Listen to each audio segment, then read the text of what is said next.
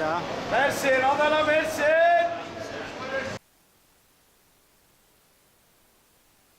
Malumunuz mübarek Kurban Bayramı arifesindeyiz.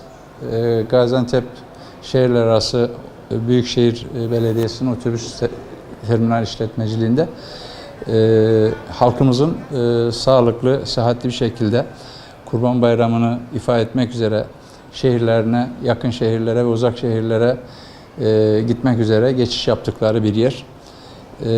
Biz Otogar AŞ yönetimi olarak gereken bütün tedbirlerimizi aldık.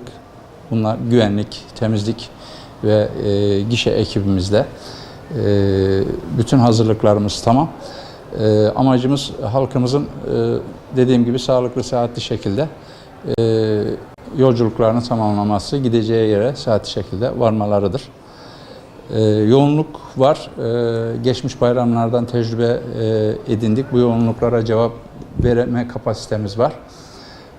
Otogarımız 85 dönüm bir arazi üzerine kurulu.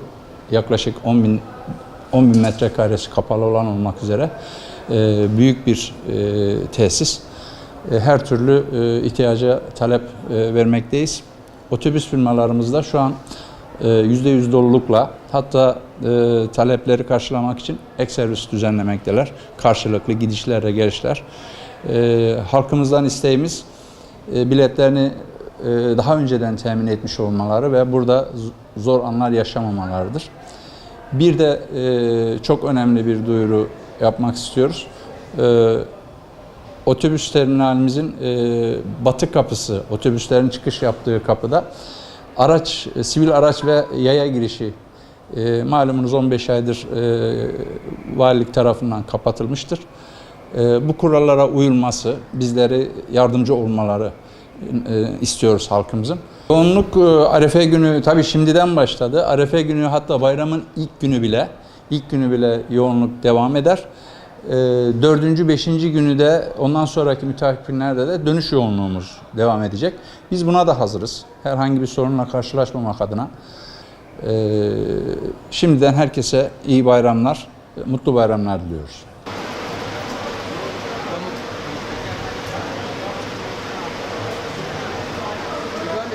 Valla şu an bizde pek hareketlilik yok da bizim buradan gidişler bayramdan sonra biraz yoğun olur. Gelişler şu an İstanbul'dan, Batı'dan, İzmir'den, Bursa'dan, Ankara'dan gelişler yoğun. Buradan yoğunluksa bayramın ikinci gününden itibaren başlar. İlk eki arabaları koymaya başladık bayramın ikinci gününden itibaren. Yolcularımıza daha güzel hizmet vermek için araçlarımızın hepsini 2+1 yaptık. Bir şekilde bayramdan sonra halkımıza hizmet edeceğiz. Biz merkezimiz Şanlıurfa. Şu an Urfa'dan kalkıp Antep'ten 30 tane aracımız geçiyor. Şu an batıya ağırlıklı çalışıyoruz. Biz 6-7 tane İstanbul aracımız var, 3-4 tane İzmir, Bursa'mız var, Mersin, Kayseri'miz var. O şekilde devam ettiriyoruz. Bilet fiyatları dün bildiğiniz kadarıyla mazota tekrardan zam geldi. Biz zamı uygulamıyoruz şu an. Normal fiyatlar neyse o şekilde fiyatlarımıza devam ediyoruz.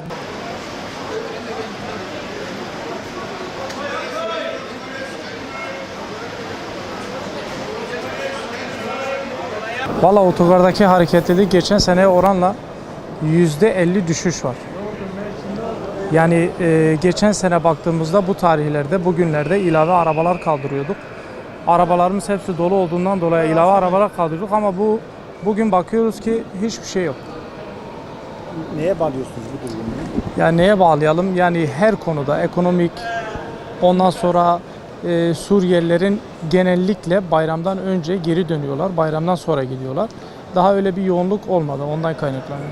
Bayramdan sonra olacak, yani bayramdan önce olmaz burada yoğunluk, bayramdan sonra olur. Şimdi gelişler var, bayramdan sonra da geri dönüşler olacak ve yaklaşık bir 15-20 gün, bir aya yakın böyle yoğun olacak yani. Hem öğrenci dönüşü, hem tatil dönüşü, bunlar hepsini bir oluyor, büyük bir yoğunluk olacak yani.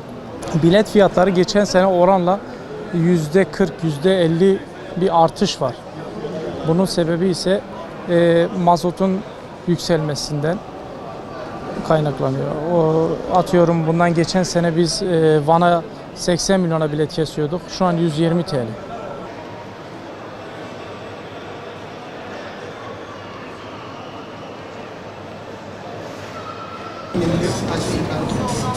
Sayfaya çıkmadım.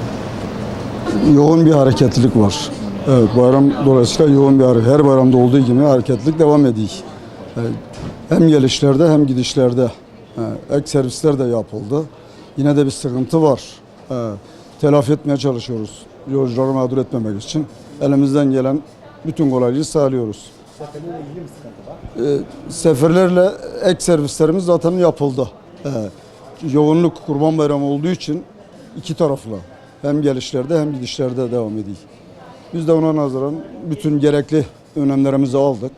Yolcularımızın da emniyetini aldık. Bütün gerekli tedbirlerimizi aldık. Gereken şeyi yapacağız. Yolcuları mağdur etmemek için.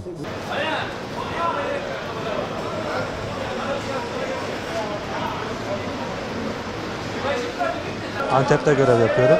Bayram tatili için İstanbul'a gideceğim. Ailemin yanına. Size de hayırlı bayramlar. Kilis'te mesleğimi icra ediyorum, öğretmenim. Şimdi de Urfa'ya bayram ziyaretine gidiyorum. Evet. Kim var Urfa'da? Amcalarım var, halalarım var. Yani akrabalarla geçirmek de bir seçimdir. Hani tatilde de geçirilebilir bu süreç ama akrabalarla da geçirmek güzel oluyor. En azından bir bayramı akrabalarımızla geçirdiğimiz zaman daha iyi diye düşünüyorum.